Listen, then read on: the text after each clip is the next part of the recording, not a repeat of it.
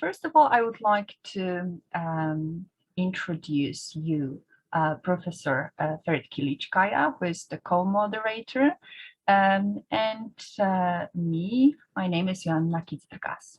Our initiative is a common initiative of two universities, of Adam Mickiewicz University in Poland, Poznań, and Akif Ersoy Mehmet University in Burdur, Turkey. Our idea to support, to trigger international dialogue on English language teaching is the idea that is the main point of our meetings each month. And today also we would like to give you the opportunity to listen to our great speakers who will tell you about challenges and opportunities of teaching in and post-pandemic time. So we'll have today 5 great speakers. I hope they will be with us and be able to deliver their speeches. But first of all, maybe a few important issues. First of all, our webinar is recorded. You can come back to it probably tomorrow. And also, I would like to recommend you carefully looking at our chat, because at the very end of the webinar, you can upload your certificates. Also, the schedule for today is following.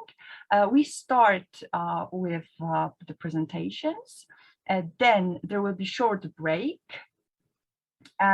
just before 7, and then there will be a question and answer session. Because our idea is to give you opportunity to participate in the dialogue, and we know that dialogue is an interaction. That's why we would like you to participate in this section. If you have any questions, you can of course either write them to us, or you can ask them personally. I think it's all what I wanted to tell you about at the very beginning. Ferry, do you have any other comments? Would you like to add anything at this stage? No, thank you so much. So you made everything clear. Great. So I think we can start with our first presenter. I will introduce our first presenter. You can already start sharing and preparing your presentation. Our first presenter, but please help me with pronunciation. Your name is Mehmet. I can introduce Joanna. Okay. Okay, that's great. Yeah. Okay. Yeah. So hi everybody. So today's first speaker is Mehmet Orkun Canbay. So let me briefly introduce him to you. Mehmet Orkun Canbay received his PhD in language teaching, and he is a lecturer in English at Qatar University in the Foundation program, where he also serves as the chair of the Academic Excellence and Professional Development Committee. His research interests include L2 writing, memory systems, and working memory. Okay, so Dr. Canbay, the mic is yours. Thank you, Dr. Ferit. Thanks, Johanna, for the introduction. First, I would like to thank everyone for attending, and especially I would like to thank the organizing committee and the panelists here. And let me share my screen, and hope you can see it. Is it fine? Yeah. 2 seconds, and I'll switch to reading view. Yeah. Makes it much better visible. Hello, everyone. I'm in Qatar now. I'm working at Qatar University, as the moderators introduced, and I'm going to talk about the process we had, the transition we had throughout the pandemic while we were teaching academic writing classes. And my presentation will include first the setting. I would like to talk about the second setting and define Qatar University setting as a setting, and I would like to talk about the briefly introduce you the academic writing course that I have been teaching for the last 5 to 6 years. And I'll list the resources that we have for instruction at Qatar University. And we will see how we had the transition from face-to-face to online instruction for an academic writing course. And we will see the challenges that we had while we were teaching online and the solutions that we used for improving the efficacy of online instruction. And also I'll list the tools that we used to substitute some face-to-face practices throughout this period. And first of all, I would like to talk about Qatar University. Qatar University is the primary public university in Qatar, and it's one of the largest and highest ranked institutions for higher education in the Middle East. And English is seen as one of the fundamental requirements for the courses being taught at the university, either for both for Arabic stream and English stream. To meet the academic needs on English, we have the foundation program, which it has its sub-programs, and they all offer English courses, and the sub-programs are divided into 3 sections: foundation, non-foundation, and embedded. If I have to talk precisely about the course that I have been teaching, the first course is entitled ENGL 202. This is just the beginning of the academic writing course, and students are expected to write 2 essays with the integrating APA formatting. And students follow the process-based writing approach with multiple draft submissions. And they write 2 essay genres. One of them is cause or effect essay, and the other one is argumentative essay. After the completion of this course, they go on with their second course entitled ENGL 203. And in this course, they write a term paper with 1,200 words. And they have a recommended type of genres they have to write on. And the topic they write should be related to the student's major. And they have to integrate sources, external sources, using APA style of referencing. And in the end, students submit multiple drafts in class, and they receive teacher feedback, and they receive peer feedback on their drafts. In conclusion, the 2 credit-bearing courses, they contribute to students in terms of developing their academic writing skills in English. To be more precise with the setting, we have available resources for instruction. Even before the pandemic, we had those, and throughout the pandemic, we made use of these sources, and still we use some of them when after we switched to face-to-face. So the first thing that I would like to say, each instructor is provided with a laptop with a readily available set of software, and the instructors can log into their course management systems using their official QU accounts, Qatar University accounts. And we have Blackboard Collaborate Ultra, we have Microsoft Teams, and we have WebEx available platforms to use online. However, throughout the pandemic, we use Blackboard Ultra for our online classes as a course management system, which is a part of our course management system. And before the pandemic, throughout the pandemic, and after the pandemic, we still have training sessions, and these training sessions are usually given to the faculty on the use of programs and platforms by the Center of Excellence in Teaching and Learning, which is the unit responsible for professional development on campus. In addition to this, we get support from the Information Technology System Department, ITC Department, ITS Department. So there's a help desk you can write, and you can get support anytime you need. In addition to those, we can get department support on specific needs through multiple committees. These committees are usually named as an e-learning committee or academic excellence committee and other committees. So these are the available sources for instruction at Qatar University. If I have to talk about the transition to online academic writing classes, it was an immediate transition from on-campus writing to online instruction. So we were not expected that much a swift transition. However, we had issues regarding the model instruction, online rubrics that we had to use, and the essays that we collect, and the feedback methods that we have used in our courses. In addition to those, we had some digital literacy problems for the instructors and students, especially giving feedback and conferencing. And we had to consider the academic integrity when we switched from face-to-face to online instruction. Regarding the challenges, if I have put them in a chart, so the challenges were mainly about the input that we provided to students, and the social aspect of learning, and the cognitive load that the students had while learning. So regarding the input, as an ultimate or indispensable part of writing classes, feedback is one of the components in our courses. So we had some challenges regarding providing feedback to students. Another aspect is the social interaction that the students had while they were having their classes face-to-face. When it was online, we had some issues regarding the social interaction and student interaction. Other than this, students had to deal with a lot of things.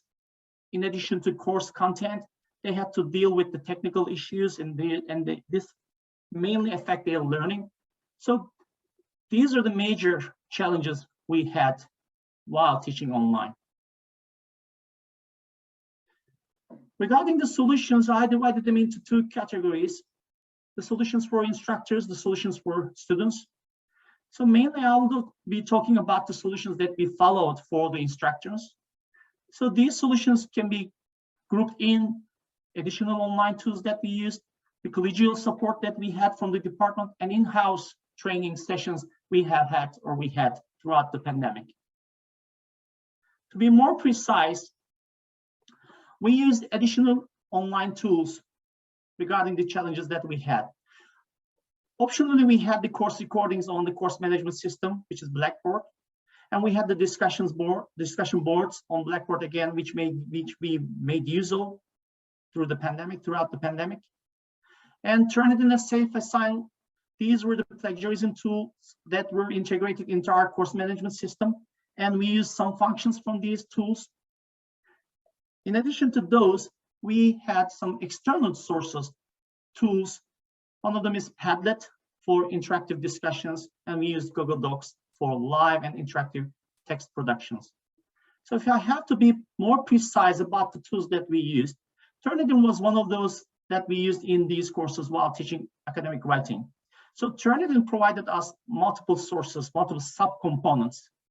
Especially Turnitin is used for checking the plagiarism rate, but while teaching online, we made use of Turnitin to provide feedback and also to mark the student submissions. As you see, this is a sample screenshot from a regular Turnitin template. As you see on the right side, there are some common teacher feedback codes that we could use. Other than those, we could add some comments on the students' text. And the Turnitin also allowed us to mark these submissions. We had some issues, sure, I have to accept. Maybe I can talk about the challenges again in those while marking the student submissions throughout using Turnitin, because the Turnitin allows you to upload a specific rubric for the course. However, converting the score into the exact score, we had to do it manually. But students could make use of Turnitin, and other teachers could provide explicit feedback and comments, and the teachers could use the set of readily available corrective codes to give feedback to students. Other than this, Turnitin allowed us to see the plagiarism rate. Additionally, the teachers could record their voice while they are giving feedback. I haven't used that function, but I preferred adding commands and adding error codes, which was more practical for me. Other than Turnitin, I relied on Google Doc a lot, because Google Doc allowed me to see my students' interactive live productions. So I used to open up a file on which I could share the course content, and I could arrange the file in a way that students could use it effectively in my courses. Students could edit their own text. They could add comments on each other's text or productions. Other than this, I could see their progress live throughout the use. And the main issue with using Google Doc was the students' names were assigned as nicknames, so I couldn't see the real name of the students. But it was an advantage in some cases because some of my students were not comfortable when they were producing text and where their friends could see their submissions. However, I could ask them to add their names, as you see on the screen, when they are working on specific tasks. So I could see the production of each student with the name. Padlet was another tool that I used in my writing classes. It was another interactive tool that I could integrate into my writing classes. So this is again like a message board or discussion board. In addition to the text that we shared on Padlet, we could add video recordings and also some graphics, etc. And students could log in with their personal account, and also they could write anonymously, and they could contribute to the course with their feedback, with their comments, and also they could be a part of the learning process. So we had more tools, additional tools. I used Microsoft Forms, Quizlet Live, and Socrative, but these were the minor ones, but the major ones were, as I listed, Turnitin, Google Doc, and Padlet. I think the question also includes what's the future of our courses after pandemic. What I see, I think we still rely on the use of these alternative tools and practices in academic writing courses. Although we switched to face-to-face teaching, nowadays I still use these tools in my classes and still depend and utilize these tools for practice where I feel like they lead to effective learning outcomes. However, after the pandemic, I see that the future has the integration of online assessment tools more than before into our regular traditional face-to-face instructions. Still, the question lies there. There are still options. Will it be complete face-to-face, or can we have complete online instructions, or hybrid is a solution? In my opinion, based on my experience, what I have had so far, I believe that it's not possible to have a complete online academic writing course since it includes social interaction, and we rely on student interaction a lot in our classes. However, hybrid may be a solution, but it requires a sound plan, and you need to have a sound planning, especially to meet the needs of learners, and also to equip the instructors with the needs and with the tools that could be used throughout teaching. So Dr. Farid and Johanna, this is my presentation. Thank you. I think I'll have the questions by the end of the session, I believe. That's right. Exactly. Thank you very much, especially for the great time management. That was really, really great. There are questions from the audience. If you could share the materials, by the way, would it be possible to share your presentation? Sure, I will be happy to share my presentation. That's you can great. find my email address. You can write me. I can respond to you with the details that we have, and I can share my experiences if you have any specific questions. I'll be happy to answer your questions. Okay, thank you very much once again. To those of you who joined us later, we would like to explain that question and answer session will be after all presentations, and then you will have the opportunity to ask questions either personally or you can write them to us in our chat box. Thank you once again. And we can move to the next presenter. Farid, could you introduce the next presenter? So should we introduce Sima Fatemipour? Yes, okay? we will change the order a bit because okay. Yeah. All right. So okay. Sima, sorry for my mispronunciation, especially. That's okay. It's correct. I'm Sima Fatemipour. Okay. Thank you so much. Correct. For your help. So is it my turn right now? Yeah, so because we have to change the order of the presenters, I think the other two presenters have problems with the internet connection, you know. Okay. So everybody knows about that. So Sima Fatemipour got her MA degree in TEFL from Allame Tabatabai University in Iran. She has been teaching English and IELTS for 21 years, and her areas of interest are computer-assisted language learning, assessment and testing, educational technology, speaking strategies, and instructional design. She's a TESOL holder and a neurolanguage coach accredited by ICF. And in her MA thesis, she investigated the impact of IELTS on stakeholders and the attitudes toward test fairness. Yes, Sima, now the mic is yours. Thank you. Okay. So can you see my screen? Yes, we Yes. can see it. Okay, Perfectly. great. So thank you for the introduction, Ferit. So I'm going to talk about the challenges and opportunities of online teaching in IELTS preparation courses in Iran. And as you may know, in Iran, there is a large number of IELTS candidates, and many people are trying to immigrate to different countries to study or to live. The main destination is usually Canada, and after that, some European countries, the US and Australia.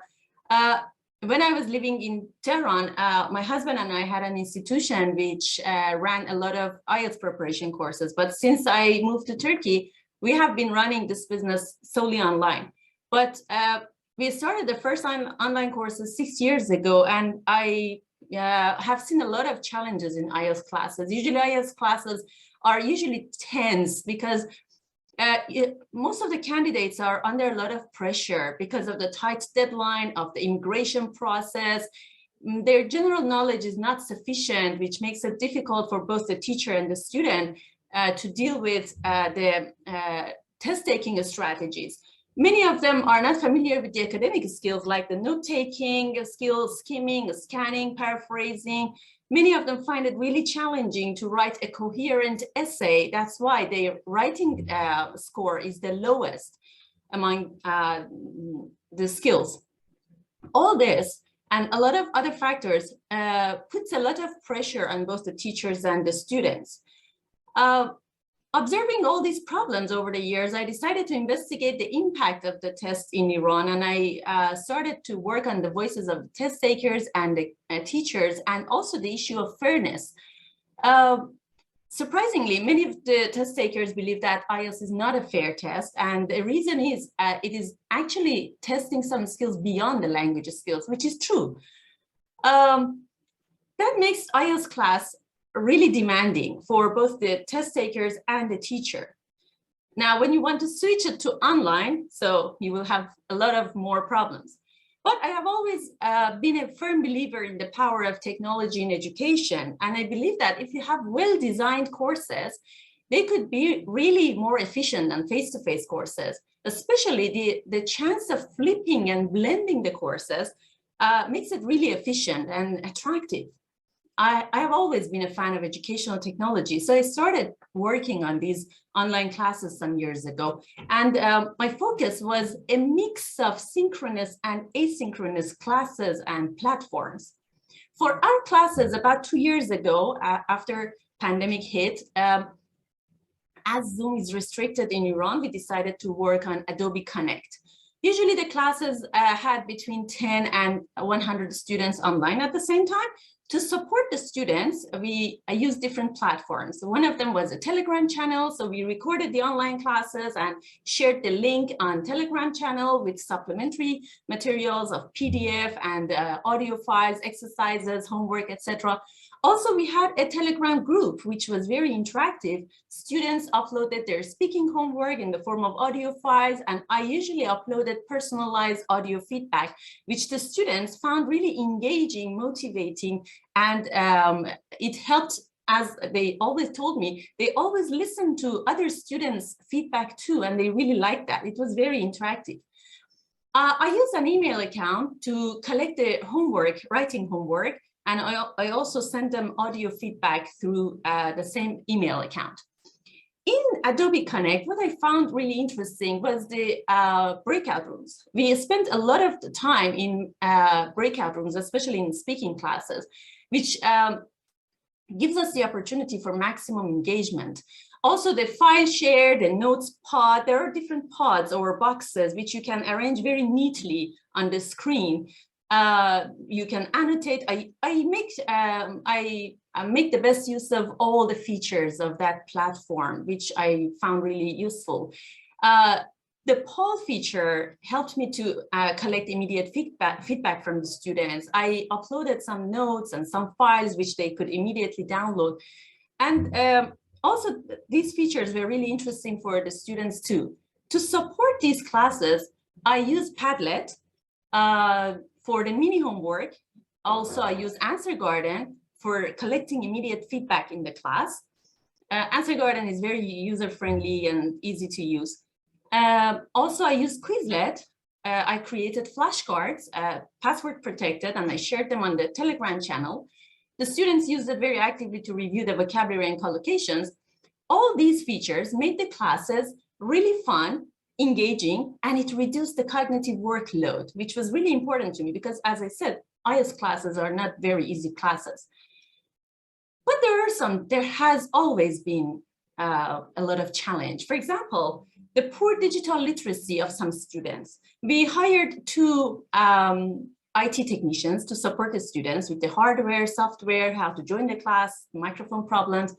But something which is not observed very clearly is that many students are not familiar with online class etiquette. For example, they don't know that they shouldn't be chatting in the chat box when the teacher is speaking. So it takes some time and effort to teach them how to act in an online class. One challenge for the teacher is how to monitor and elicit feedback, especially in breakout rooms. When you're in one breakout room, you don't have any idea what is going on in other breakout rooms. So I usually have the students to monitor them so that they don't feel that they are left alone. It makes them feel good. Also, I found that some teachers were not very comfortable with talking to a camera. It's not very natural. It's not very human communication. So it needs some experience by the teacher. And some students also are shy. They avoid cameras and microphones. So the teacher should be very skilled. I think the teacher in online classes should be more skilled than a teacher in offline classes or face-to-face classes. It needs more skills and more effort. So you need to provide equal opportunities for everyone to communicate and contribute to the class. But there are endless opportunities, which I love. For example, you provide the recorded sessions and it helps the slow students to review over and over again at their own pace. This mix of various platforms serves different learning styles, which is very practical for all the students. And it boosts the interaction and student engagement if you have a good and well-designed mix of these platforms. And something which I love is that it increases student autonomy. Students learn to be more self-regulated. They feel more in charge of their own learning path. They organize their material. So this is helping the students to be more autonomous.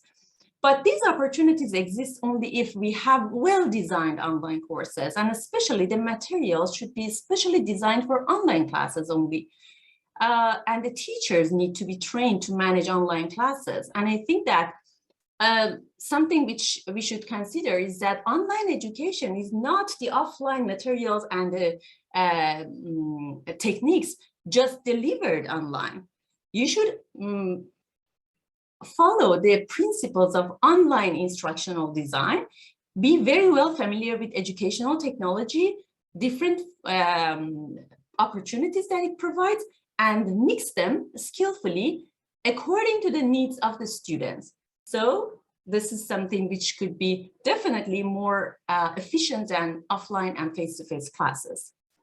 Thank you very much for your attention. Thank you very much. Thank you for your great time management. It was perfect. Thank you. Okay. I guess the questions are already there, some questions, but we will wait for your answers till question and answer section. Definitely. Great. Also, if you could share your presentation, that would be great and very appreciated by our listeners. Thank you. Thank you very much once again for your great presentation. And my question is now, Farid, do we have Nava with us? Who's the next speaker? Yeah, unfortunately, so our two speakers are not available yet. So therefore, we need to go on with Farnoosh Mohamaddokht, I think. So if I'm correct with my pronunciation. Okay, only small explanation. You know that sometimes internet doesn't work. That's why we have to be flexible what we are doing, but do not worry, we are with you all the time. Okay, so could you introduce Farnoosh? Sure. Okay. And Farnoosh, sorry for your, for the surname, because I'm going to most probably mispronounce, but I'm going to try my chance. Okay. No problem. Right. Okay. So our next speaker is Farnoosh Mohamaddokht. Is it okay? That was a test, and you did great. Yeah. You know, That Did I pass? Did I pass? Even for Iranian people is also difficult, let alone you. I totally understand. All right. So is an MA student in Applied Linguistics at the Department of English Language, Faculty of Language and Literature, University of Kurdistan, Sanandaj, Iran. Farnoosh Mohamaddokht received her BA degree in Applied Linguistics from the University of Kurdistan, Sanandaj, Iran. I think I'm repeating myself. Anyway, she is currently a MA student majoring in Applied Linguistics at the university, at the same university. Her main areas of interest include teacher education, psycholinguistics, computer-assisted language learning, and learning management systems. She has several publications regarding learning and teaching in EFL context of Iran. Okay, so now the mic is yours. Thank you. Thank you so much for the introduction. I'm going to start. Let me share my screen. Let's see if you all can see it. Can you see my slides? Yes, okay. Right. Could you please put into presentation mode, if it's okay for you? Yes, no problem.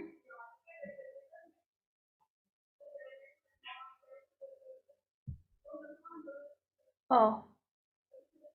So you can press F5 or 6, if I'm not mistaken. It's okay now, I guess. Okay, so you can see it. No, yeah, that's I okay. can change. All right. So, sorry for the inconvenience. All right. First of all, this is my presentation agenda. I'm going to talk about the English educational situation in Iran, which is an EFL context, solutions that I have had during the pandemic, and those who I come up with some solutions, the problems that I came up with some solutions in the face of pandemic, coronavirus, and then the future distance of learning in an EFL context. All right, English is a mandatory language taught in the Iranian schooling system. English is chosen due to its status as an international language. It is taught through a series of textbooks known as English for Schools, comprising Prospect for a 3-year junior high school and Vision for a 3-year high school. You can see the cover of these books in my presentation. All right. And then... Yes, it's visible. Okay. All right, let me... I don't know why it gets minimized. Okay, so could you please, make it larger a little bit, because we are only seeing, a small part of your presentation. Yeah, I don't know. It keeps minimizing. I don't know what should I do with this. Could you please put into presentation mode so you can just check, Is this a PDF file, by the way? Yeah, it's actually okay. PDF. So could you please make it then smaller, towards the end of your file here, so you can see I think now it's the percentage, 54 or something like that. Do you see the pluses and minus at the end of your screen? I mean, yeah. Yes, Okay, so this is great now. This is great. Is Okay. it fine? All Yeah, right. okay. So, since English, I changed the slides. Do you see it? Yeah, we can see it now. Great. Yes, Yeah. All right. Since English presentation in such books is a representation of Persian culture and ideology as well as Islamic values, students do not get familiar with Western culture. And students begin to learn English from the 7th grade. In some areas, classes are overcrowded with students, and which this leads to a lack of sufficient time for each student to have class participation and pair work. The traditional grammar teaching method is a feature of English language teaching in public schools. As a result, students may be able to state a grammar rule, but consistently fail to apply it when speaking or writing. Due to these problems. Sorry for interrupting again. So I think it's now back to small again, you know, a small size. So yeah. It's my first time I'm using Zoom. That's the problem. Okay, so that happens, but you know, okay, now that's fine. Yeah. Okay. Now this is fine. Yeah. Okay. Sure. And students, they don't have the skill of speaking. Their speaking and writing is not good enough. So they just know the rules. They recite some rules, grammar rules, and that's the classes are not very communicative. In private centers, classes are very student-centered. On the other hand, I talked about public schools, but now I'm going to talk about the private centers. In private centers or in English language institutions, classes are very student-centered and communicative in comparison with public schools. And a greater focus is placed on oral skills. The demand for learning English has greatly increased in Iran in recent years. So one point which is here, the difference between public schools and private schools is that the number of students in each class is less in private, is fewer in private centers. So the teacher can easily control the students, have sufficient time to work on different skills, such as speaking, writing more, and but as I mentioned before, at public schools, the focus is on just some grammars. The students just memorize them. In Iran, the demand has increased as my friend mentioned earlier. Most of the people are going to immigrate to other countries, so they need English. They need to sit the test, the Ielts exam, TOEFL, and other international tests. So one reason is that. Another reason might be they want to continue their education, so they need the English. They need to write some articles, so they want to be fluent in the foreign language, which is English. In the Kurdistan province, the place where I live, for example, there are more than 50 private language schools offering English courses at various levels and for various age groups. And this demand is increasing day by day. When you want to start learning language, learning English in a private center, first of all, you need to take a placement test. The administrator and the manager of the institute should choose, should identify your proficiency level, which comprises as beginner, elementary, intermediate, upper intermediate, and advanced. So learners take various English courses in the Iranian EFL context for different reasons. I mentioned two of them. Here we have two more university students. For example, university for students want to take the university examinations or prepare themselves for MA or PhD entrance examinations. And also IELTS preparation courses.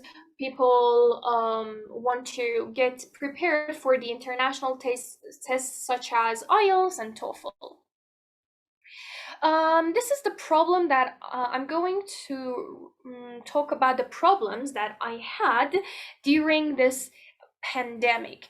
In the face of the pandemic and the sudden transition to distance learning, the private institute that I was working for did not provide teachers, including me, with any technological devices or services. And it was completely new for us as teachers.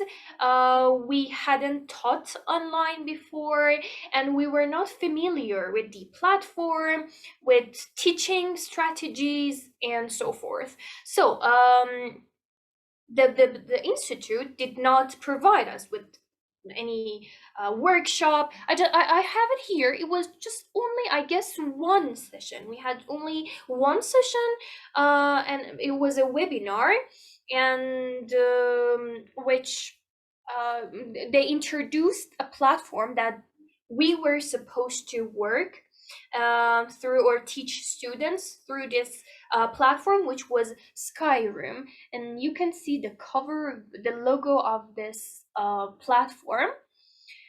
And as I said, it was a novelty. It was a new experience for us because we had the experience of face-to-face in face-to-face teaching, but not online teaching.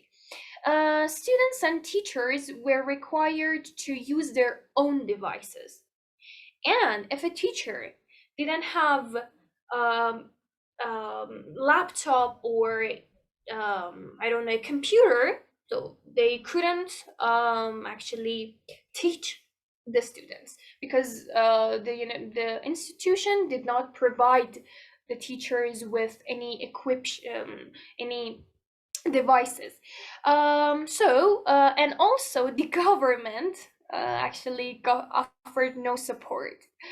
The problem that I had, my students, just 4 of my students had their own computer and cell phone. Because most of them were from low-income families. They did not have access to modern devices such as laptops, iPods, and tablets. So the problem was here that they were required to use a device to get connected to the internet. But if they had a device, it was very old-fashioned and outdated, so they couldn't connect to the classes. During the first weeks of teaching, I realized that my students found learning very boring and unengaging because the camera got blurred a lot. There were constant problems with the internet connection, either for me or for my students. And then they felt a lack of community because they couldn't talk and play with their friends. And again, this was a new experience for the students. They had no they were not familiar with the online learning, the distance learning. They were used to see their friends every day, play with them, have a chit chat with them. But during this pandemic, everything was ruined. And I remember even some of my students were very depressed during the first sessions, and they didn't even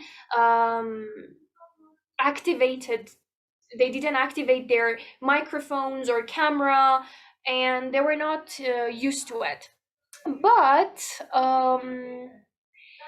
And also, as the level of poverty had increased in the community, especially during the quarantine, the rate of internet access declined rapidly. Students with low socioeconomic status could not afford broadband connections.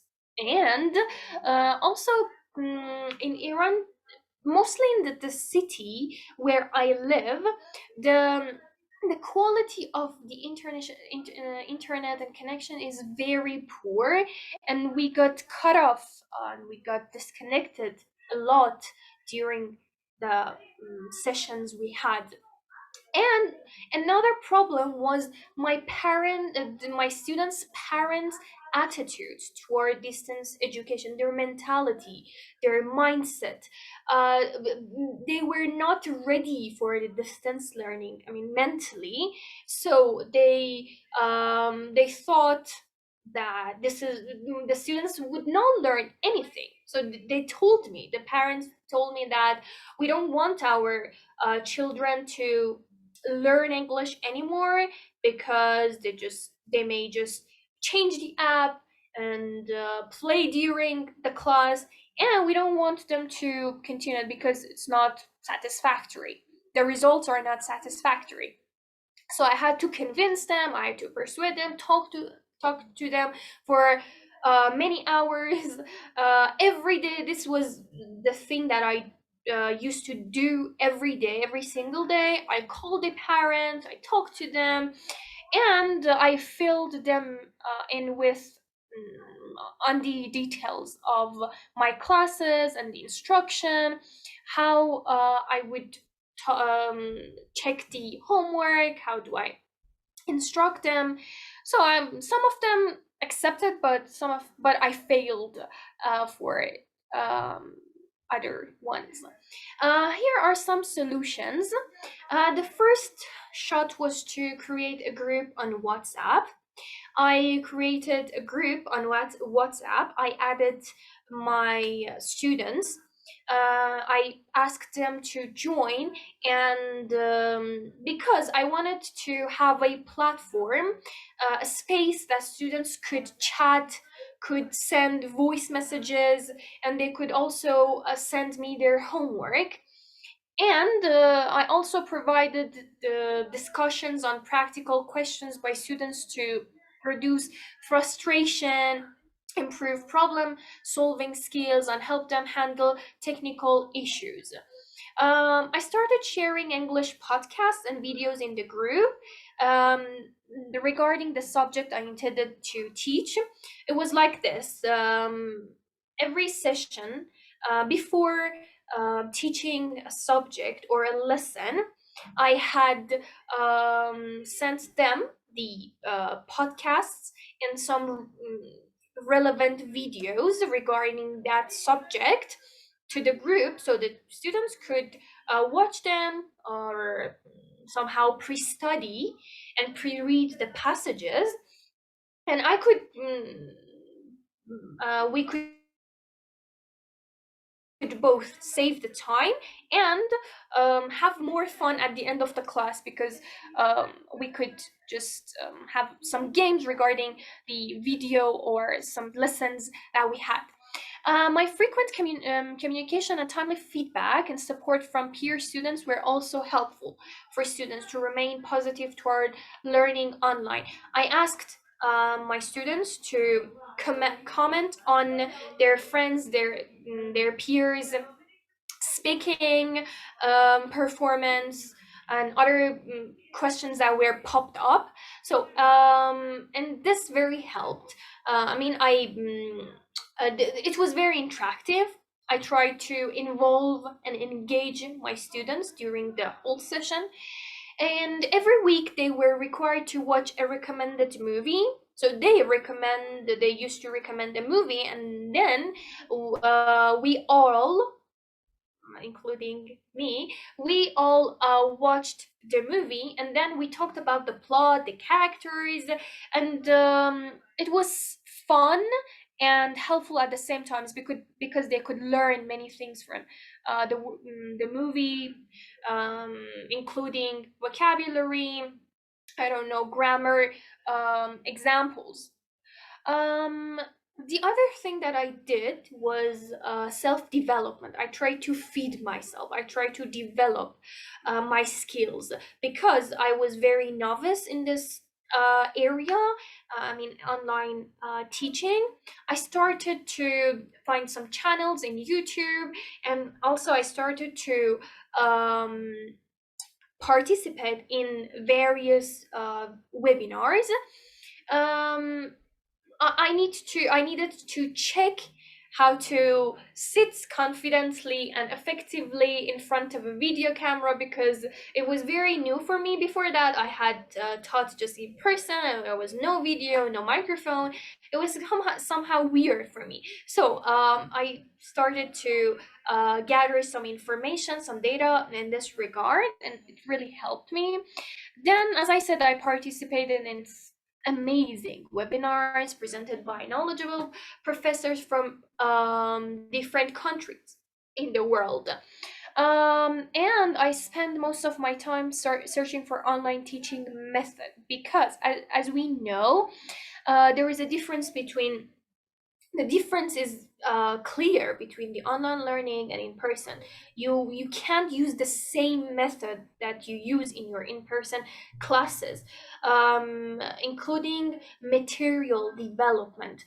I learned how to design some PowerPoint, some presentations which were interesting for my students. I did voluntary work with the help of the institute's manager and some parents.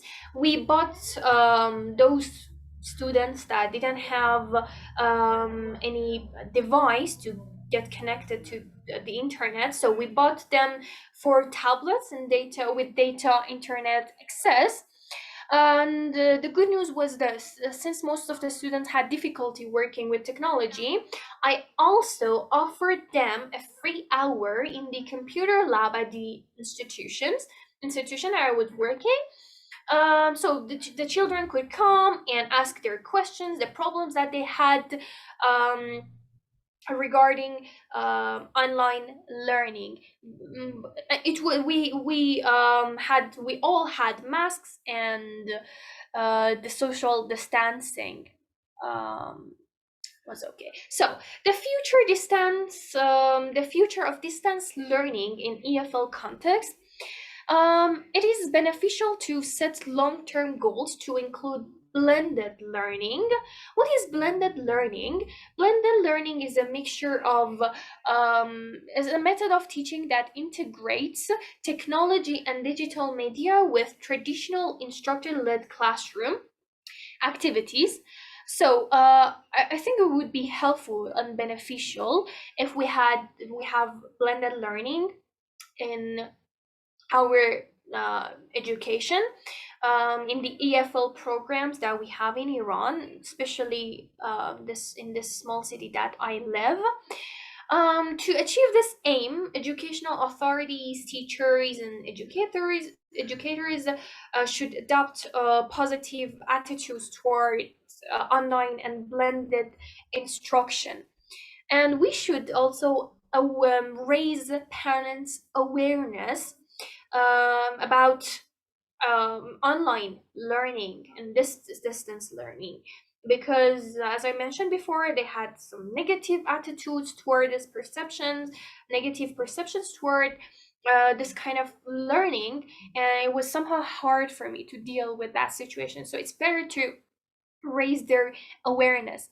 Educational authorities and course designers should be cautious about the needs and preferences of teachers and learners, to make attempts to meet the needs appropriately. The problem with this country that I live, mostly this place, is the government and educational authorities. they don't provide teachers with enough support and I don't know with equipment, so the teachers go through a difficult situation. I had this experience and it was very hard for me, but now thank goodness I'm totally familiar with the online learning, and I mostly prefer online teaching rather than in-person classes. One significant barrier to online instruction of EFL in Iran would be lack of online facility equipment. As I said, teachers should be supported and should be provided with facilities. Lack of online facilities would be a demotivating factor for both students and teachers. Those students who come from low-income families are not equipped with modern devices, and also teachers, some teachers, because as you may know, the payment of teachers is not very satisfactory. So, and with the inflation these days, you can't afford buy modern technology devices. So it is crucial that all educational stakeholders in Iran strive to provide the devices for online instruction. Consequently, both the quality and quantity, the focus here is on both quality and quantity, should be improved, not just in terms of quantity. We should also pay attention to the... Sorry for interrupting, but we are running out of time. So could you please, finish Yeah. it in a minute? I'm wrapping it up. Yeah, sorry. The last point I wanted to mention was the implementation of online instruction in near future is unavoidable. So it is essential for both teachers and educational authorities to take certain measures to remove cultural barriers to the implementation of online instruction. Thank you for your time. And it was a pleasure. I'm so honored I was here with you today. Thank you so much. Thank you very much for your talk. Joanna, we are speaking at the same time. I'm sorry. Okay. Go ahead. Yeah, it's okay. The mic is yours. Yeah, you can go on, please. Ladies first, And I guess we have the question is, do we have Professor Egbe with us? I guess I saw the message. I don't know if he's still with us, or should we start? Can you hear me? Are you with us now? No response. No. Okay, so do we have our next presenter? Nava, yes. Okay, so we have her. Go on. Okay, so Nava, could you please unmute yourself and turn on your webcam, if it is possible? Hello, sure. Yeah, okay. Hello. Hello. Hope you're all doing all right. Okay, it's an honor to be here. All right. So could you please share your screen? I mean, your presentation file, if it's okay. Well, I got a problem with my presentation, so I don't have it right now. And I'm just going to give my speech. Okay, that's fine. Okay, so shall I start? Let me briefly introduce before that, if you wish. Sure. Is okay? All right. So Nava Eghdami is a graduate student of English literature from Urmia University. She's a writer, poet, and as well as a professional teacher with over 4 years of experience teaching English as a second language in both virtual and in-person settings. Being both a student and a teacher aided her in becoming a better student and skilled teacher. And she has been the head of Urmia University's English Language Union since 2020, a union committed to supporting English language students improve their skills, and the creative designer of the Luna magazine and an official peace ambassador since attending the Global Peace Summit in Dubai as a representative of her country, Iran. Okay, so the mic is yours now. Thanks a lot. And hello, everyone. I'm Nava Eghdami, and I recently graduated from Urmia University, actually. My major is English literature, but I've been teaching English as a second language since my freshman year of university. Teaching was not only a part-time job for me, but also a way for me to gain experience. But when COVID-19 actually hit the world, everything changed, and the internet connection in my country made me become concerned about the future of online teaching. Unfortunately, many students gave up studying English because it was not mandatory in my country and because there were no technological devices available for most of them, as my friend mentioned. And there are some issues that I, as a teacher, cannot solve, such as the slow internet connection and the lack of access to technological devices. So I must concentrate on the issues for which, let's say, I can find a solution for. As someone who is always looking for a silver lining to keep going, learning, teaching, the students' hopelessness became bold as I began teaching online. I realized that there are some reasons why students hope in studying and learning English online, such as sitting in front of a screen for too many hours and not being able to participate in group activities, and the fact that everything was actually online, which I believe is tiring very much. And of course, there was a fact that they weren't writing anything on papers and everything became online, which was a problem for myself too. And I was experiencing all of these things because I was also studying, I was also a student. So a solution for myself would be also a solution for my students. And at first, the problem, let's say the problems were too huge to consider a solution for, but we are humans. And one of the best things we do is to adapt ourselves to the situation we find ourselves in. So we gradually began to find solutions to the problems caused by COVID-19. Teaching was difficult, let's say, because the students never sat in front of a screen for anything other than games, or the things are called entertainments. So I, as a teacher, decided to make the class a little funnier and more entertaining than the usual classes in order for them to stay interested in the classes, let's say. And online, if you ask me about the solutions I had, I can say online education games, YouTube videos, and card games, which students can play online or on paper with themselves, and group activities, which were the solutions I used in my classes.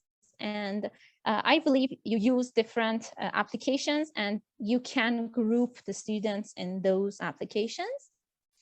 And after, let's say, I began using these, and as a result, the classes were no longer just looking at the screen with the teacher lecturing the students, and they began using their books actually. And as a result, the students became more interested in classes.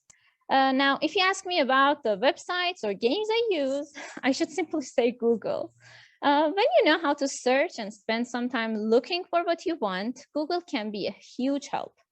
I usually search based on the level and age of my students. And as a person who never gives up, I usually find good websites and I'm never disappointed. So I suggest you not to be disappointed about finding good pages. And YouTube is a huge help too. After finding websites and ideas to change the atmosphere of the class, I actually was really, let's say, it was helpful for my classes, and I changed the atmosphere of my class from, let's say, boring to, yay, teacher, I can't wait until the next session. So those games, little games, which took like maybe 10 minutes of the class, changed the whole class's atmosphere and the psychology of my students.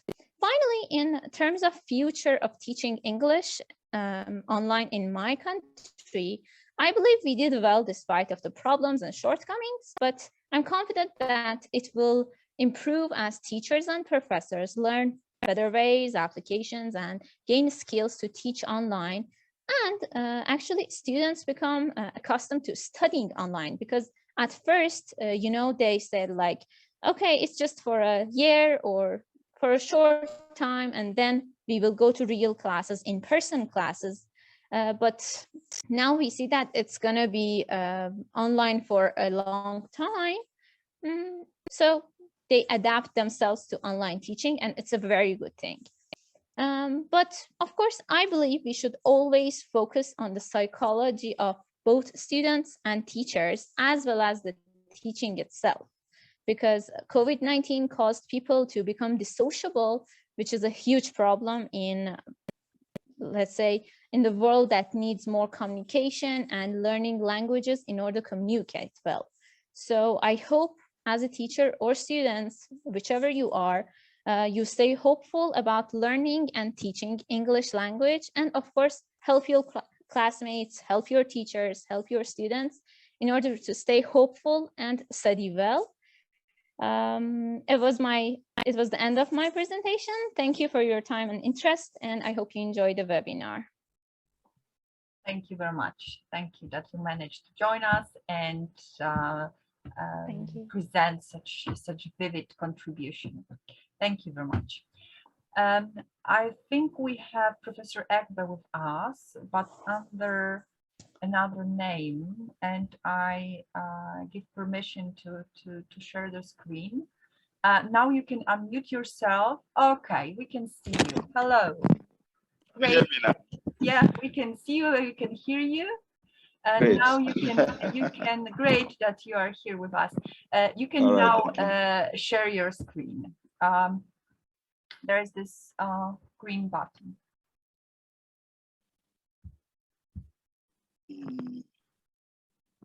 Yes.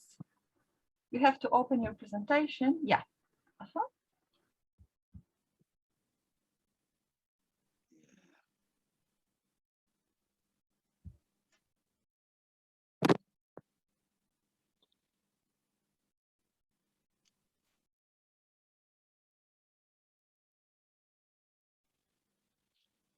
So it's taking some time. It's going to open shortly. Don't worry. Don't worry. In the meantime, I will introduce you to our listeners. Gabriel B. Egbe is Professor of English in the Department of English and Literature Studies, Veritas University, Abuja. Do I pronounce it correctly? How do you pronounce it? Yes, you do. Oh, that's correct. Great. So Nigeria, where he is current Dean of the School of Postgraduate Studies. Okay, he is a university teacher with over 20 years teaching experience within the context of English as a second language. He has over 60 journal publications in different topics. He has also scholarships, and he's a former president of International Literacy Association of Nigeria. Okay. So we're looking at reflections on teaching English online during the COVID-19 pandemic in Nigeria. Well, as you can know, Nigeria is a multilingual nation with over 500 languages. As you can see from that map there, that is what represents the linguistic map of Nigeria. You can see that we have 3 major indigenous languages, Hausa, Yoruba, and Igbo, with many other languages that has been put at about 529 as we speak today. So you can understand the linguistic diversity of Nigeria. Of course, as we are aware, Nigeria is a population of over 200 million people with 250 ethnic groups, what others may want to call nationalities. Now, in Nigeria, English is an official language. It's also a second language. It's in fact a lingua franca, and is seen as a language of integration and cohesion. Essentially, English is used as the language of instruction from primary 4 to the university. And of course, this language is taught by non-native English speakers. In Nigeria, English is studied for both its utility and instrumental motivations for what people would use English for. Now, the reflections we're going to look at is focused on a particular private institution, and that is the Veritas University in Abuja.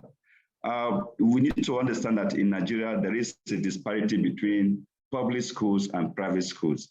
And this disparity was very obvious during the COVID-19 crisis in Nigeria.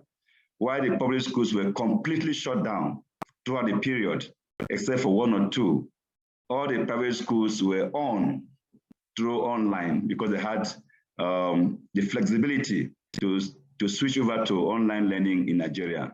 And so what we are going to share with you will be the experiences of Veritas University, what they did at that time.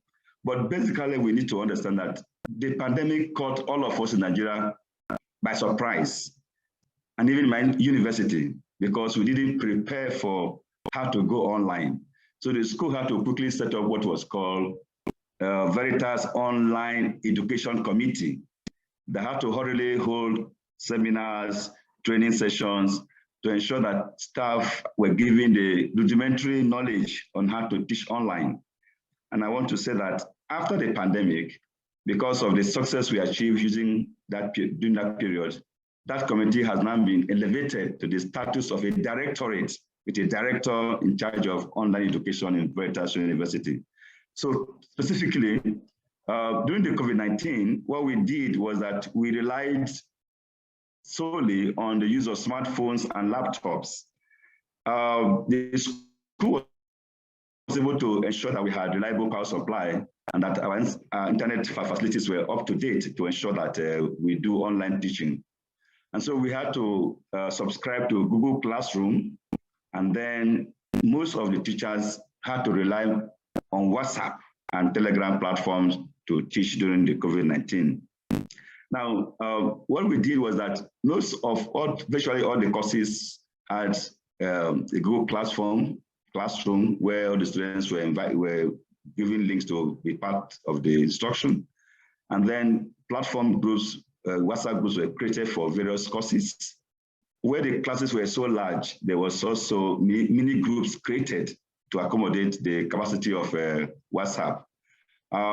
Teaching was both synchronous, where it was possible to use the Google Meet, which was one of the teaching platforms you will find in the Google Classroom. And then sometimes lecturers will have to record their lectures and send it through voicemail to students or send them as attachment using the WhatsApp platform. So essentially, we use both video conferencing using Google Meet, then voice notes, text and emojis for those who had to use the WhatsApp platforms.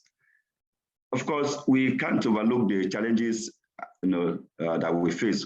The issue of bandwidth, the issue of power, the issue of internet connectivity and stability, reliability are there. But for us who were teaching English at that time, we had our own peculiar challenges. One of which is that there are certain components of English that you cannot teach very well using WhatsApp. And I want to share an experience. I was taking a 400 level class that was looking at new trends in English syntax. Now in that class, you are expected to generate certain tree diagrams, which are quite complex. But you can't, if you're using WhatsApp, what you can do is just to snap or to make a screenshot of your drawings and share with the students. So the challenge there is that the students cannot see how the tree was generated, to get the various branches of the tree. So for me, that was a handicap, because while you can do that using the WhatsApp, but the students can't see. But if you're lucky that you're able to use Google Classroom and use the Jamboard online, then of course it is easy for you to navigate through, because the students can see you and understand how you generate the tree diagrams from beginning to end. I also want to, of course, we've talked about the issue of the power supply, but one of the issues that we encountered was how to ensure the reliability and dependence on online assessment. The students had to do online examinations now, and they were in their houses. How do you ensure that the person who's taking the test is the actual students who ought to take the test, or that the student is not being supported by some siblings at home? Of course, you try and check it by ensuring that the students sign on or the students turn on their cameras while they are doing the work. But the logistics of the internet connectivity and the bandwidth, and if the student is in the local environment, it becomes a challenge to monitor such exams. So that was an issue. How do you ensure the reliability of online assessment? Of course, there was resistance by some staff and students to online teaching. Again, I remember a particular case of a student that no matter what we did in class, she kept saying that she does not like these online classes.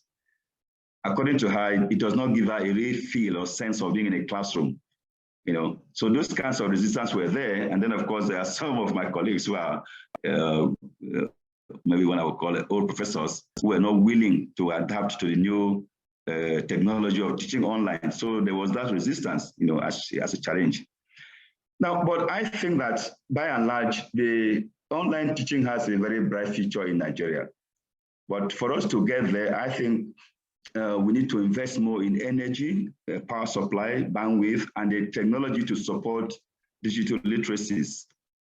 We are already embracing hybridity, some kind of blended learning with face-to-face, where we have online and face-to-face going together. And we also believe that if we use more of online teaching in Nigeria, we have the opportunity of maximizing and optimizing the 4 C's of the 21st century, basically communication, critical thinking, creativity, and collaboration. And I think these are better enhanced if you go online, teaching online. We think that we need to build the skills and competencies for online teaching. And those skills have to hover around the technical competence that we need, the networking that we need to do, how to search and how to evaluate and how to create digital content. And above all, we need to re-engineer our pedagogical skills to teach online. And I think that one good news I want to share with us is that based on the use of WhatsApp, which we have found to be quite useful, even in rural communities, the British Council has intervened. And in that intervention, they are targeting about 4,000 teachers in Nigeria under 2 cohorts of training. The first one, the first training is stimulating teacher resourcefulness in digital education, which they could name STRIDE. And the other one is supporting pedagogical rigor in network teaching, SPRINT. Now for STRIDE, the components are that they want to provide teachers with the skills of knowing how to connect online and to search online.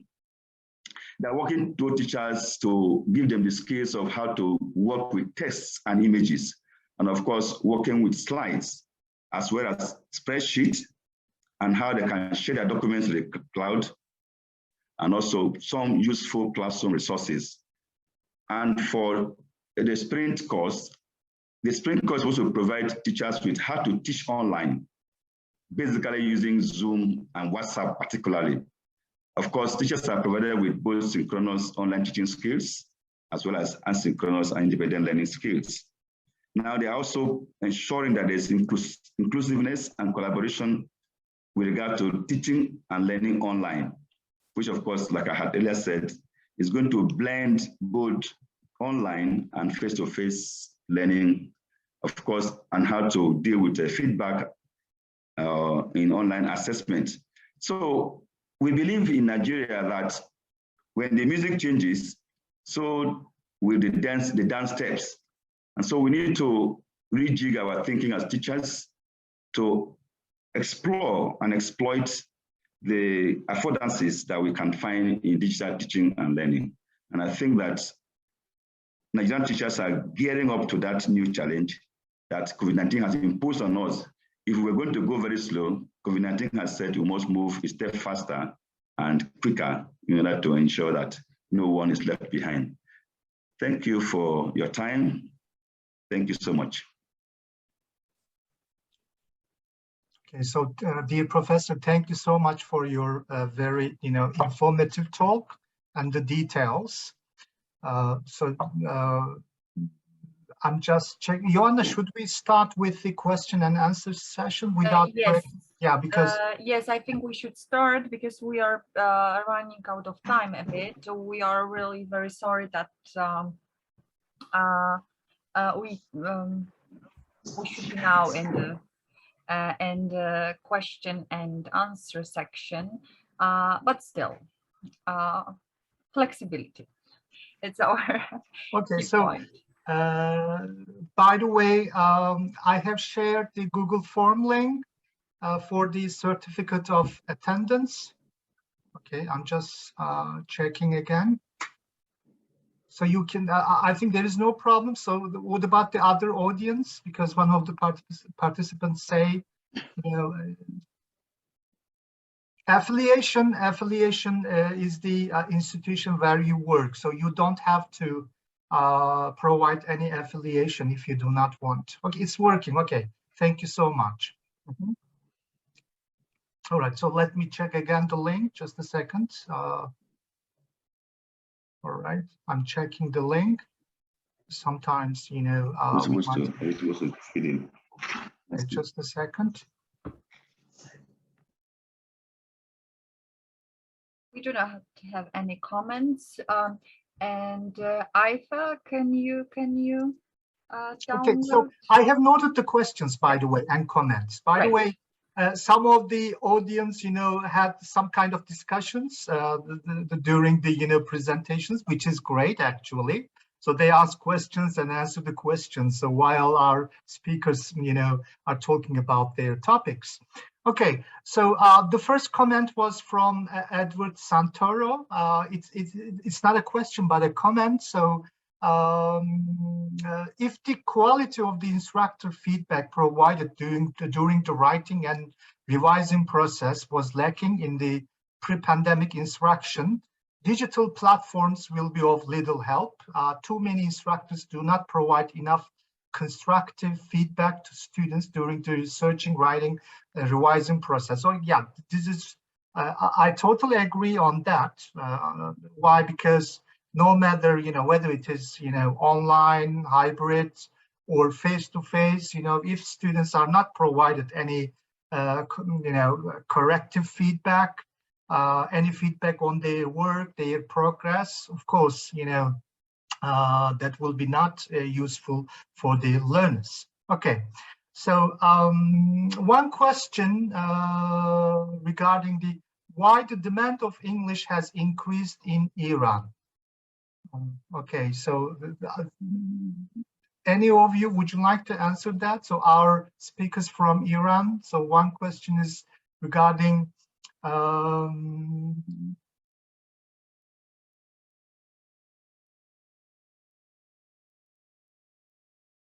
any response regarding this?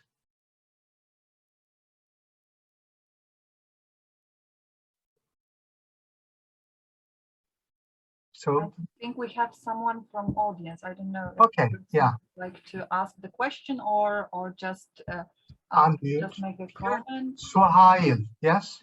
Okay. This is Dr. Sohail. Okay. Thank you for the wonderful webinar. I really enjoyed it. Actually, I wanted to comment on the question that you have just asked. Yeah. I'm from Pakistan. We are neighboring countries, so I know the condition in Iran as well. Mm-hmm. So it's probably the identity shift. It's not more like immigration or anything. People are trying to change their identity, cultural identity, especially when it comes to the world, like our countries, third world countries. So people are switching from one country to another country in order to change their identity. Obviously, with identity, everything changes. So that's my comment. Yeah. All right. Thank you so much. for your response. Thank you. Okay. My pleasure. By the way, so all the microphones are, muted for all the participants. So you can just raise your hands, virtual hands, and in this way we can, allow you to unmute yourself, and then you can ask your questions. So I think Dr. Philip, yes, okay. Now, thank you. Yeah, hi, Ferit. Thank you very much. I'm speaking from Phuket in Thailand. I'm an English lecturer at the Prince of Singapore University. It was I think I forget Mehmet. It was Mehmet actually. He talked about Turnitin, and I was just wanted to know what sort of plagiarism percentage he allows his students to allow him to. We say up to about 10%. Would I be correct in you allow up to 10% plagiarism? Okay. Okay. It's a great system. Hello, Dr. Ferit. We can hear you, Dr. Jambai. Yes. Okay. Okay. Thanks for the question. Actually, we use two platforms. We use Turnitin and SafeAssign. If we have to compare those two platforms, Turnitin is a little bit more flexible regarding plagiarism, but the SafeAssign relies on the database on the institution. So regarding the rate, we accept submissions below 15%. So as long as it's 15%, it's acceptable. Again, as I said, the flexibility or the use of Turnitin, you have to go into the submission itself and you should see where the rate comes from. Sometimes with some weird matches with the other student submissions, they can add up and you can come up to 15%. What I mean is that if the students share the same topic and if they have the cover page similar to each other, then this can add more rate on the plagiarism. So officially, our institution accepts 15%, anything below 15%. Above 15%, we have to be cautious. We shouldn't say that it has plagiarism. So we need to check the file and to see where the plagiarism rate comes from. But if it's above 20 or 25, then this is called an academic violation in my institution, and we act on it. Okay, so thank you so much for the response. So can I add something regarding this? That's so important. For example, sometimes when according to the, by the way, for the undergraduate, assignments, so there is no some kind of, percentages. So that is generally for MA or PhD, thesis and dissertations. And in our university, for example, it shouldn't exceed 25%. But as you said, so we need to be very careful. For example, sometimes even it is below 10%, we need to check the document, whether it has taken that, 10% directly without citing, without, appropriately paraphrasing. So therefore, there is always, teacher work involved, advisor work involved. So the Turnitin is not just enough, and sometimes you need to also check the settings because generally we are using the standard settings, and I think Turnitin also allows translation check because some students can also, translate from other languages. And there is also some other ways, translating the text from one language to another and then translating back to the language that you are writing your assignment. So there are some tricky issues, really. Let me just share my screen, Dr. Ferit, based on the question. This is our course syllabus. Hope you can see it. So this is the plagiarism policy that we follow. I hope you can see it. So as I stated earlier, so the plagiarism is just some statements, and below this, okay. If a student receives Turnitin assignment score over 15%, following steps will be taken. So it's above 15, it's considered academic violation, but we have to be cautious about where it comes from, as I said, and as you also stressed. Yeah, and can I say, so it says, so 15%, it means that, the lecturer or the teacher is going to check, furthermore. I mean, they are going to look at the details, etc.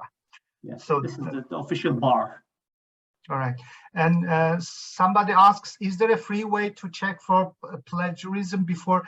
There are, some free services, but I suggest you be careful because if this is your thesis or important, article, so when you submit to, free service providers, so you need to be careful. Why? Because it might be also recorded somewhere else, and then you might have some problems. Okay. All right. So yeah, so it was, hats off, right? So Sangar Ibrahim, you're right about that. There's some kind of, spelling mistake. Okay, Sangar Ibrahim. Okay, unmute. Yes. Okay. Hello and good evening from here. Yeah. So I'm Dr. Sangar from Salahuddin University in Iraq. Okay, so hello everyone. So you have talked about lots of important things. All of them for me was very, very important. So regarding plagiarism, so I think everyone is able to paraphrase some texts or what kind of information that he or she wants to do. Okay, so I did my MA at the University of Leicester in the UK, and I did a part of my PhD in the United States of America.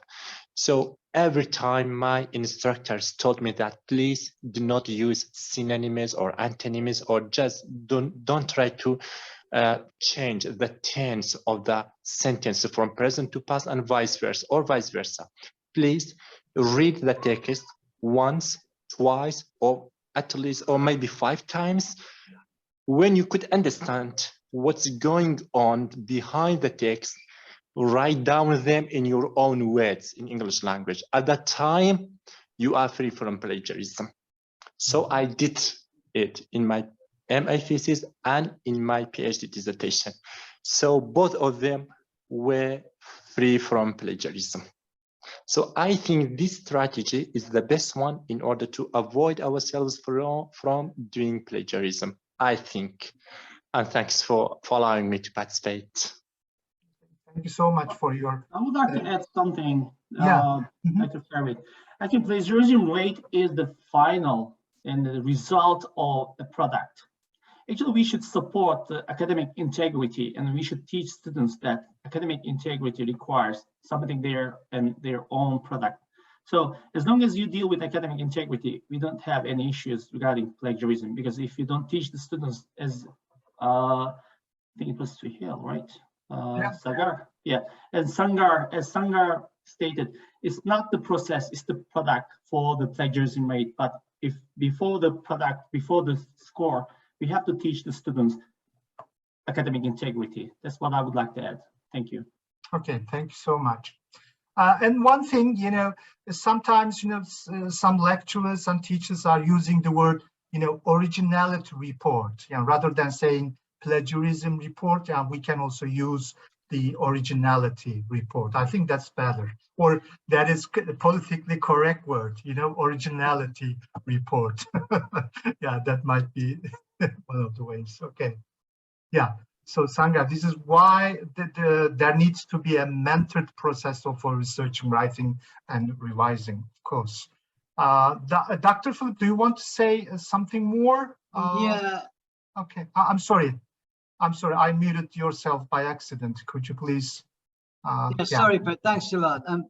On plagiarism, I think that some cultures might even think that plagiarism is even the concept of an idea, using the same idea as somebody else, even if you've changed the words, and even if you said it in another language, you've almost stolen someone's ideology.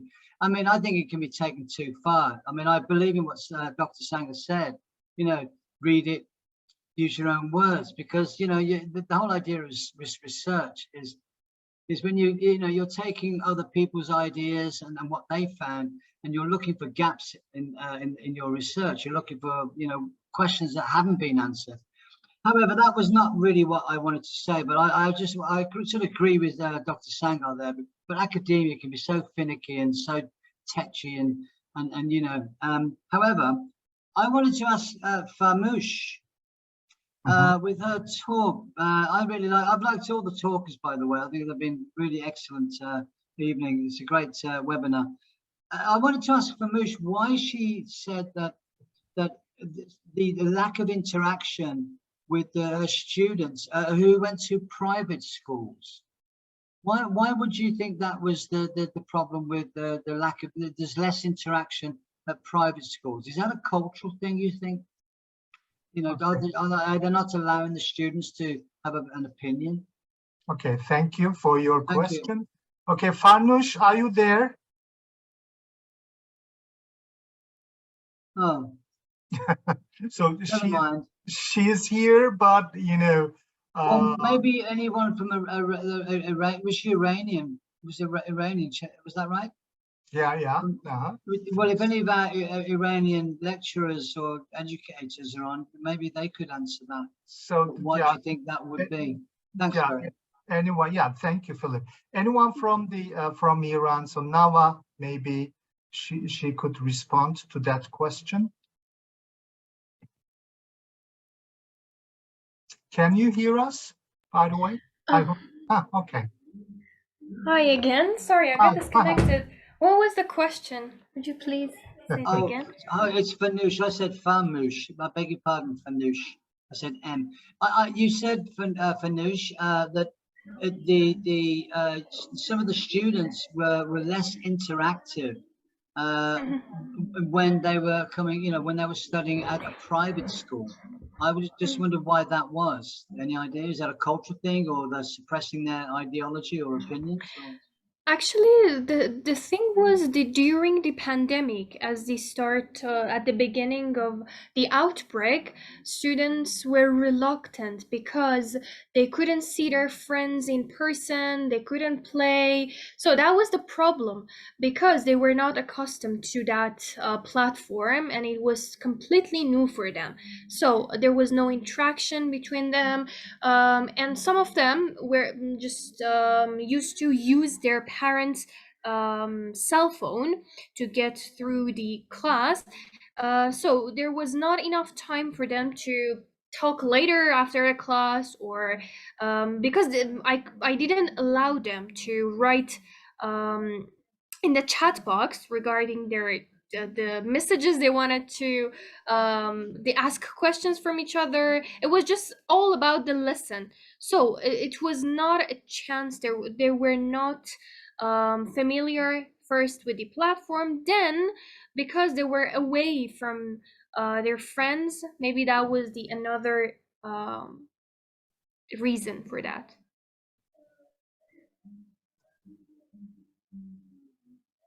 Thank you. Okay, thank you so much. And Joanna, yeah, there are some more questions, but we are running out of time. Really sorry for that. Joanna, would you like to add more? Joanna? I think it would be great if our wonderful speakers would share their email addresses, and those of you who have questions can simply write to them. Of course, it's also additional value. We can say that it's supporting those contacts and maybe future cooperations that are also our aim. So if you don't mind, could you all share your email addresses? I mean, the presenters. Would it be a good idea? What do you think, Farid? It might be, but if they also agree, of course. Yeah, of course. Of course. So if you are ready, then if there are more questions, if not, you can always write questions to us, and we will send them. Thank you, because I see that there are already email addresses. We are terribly sorry about our delay. And by the way, I'm sorry, just a reminder. So I have shared the link for Google form, and you need to complete that form in order to get your certificate of attendance, and you need to also check the spam box because I sent the certificates using my Gmail address, so therefore sometimes my messages might go to the spam folder. Okay, and by the way, I have started sending these certificates, so you can check your inbox, and you should get it in a day or so. Thank you so much. Okay. Also, please do remember our webinars are recorded, so you can always come back to them.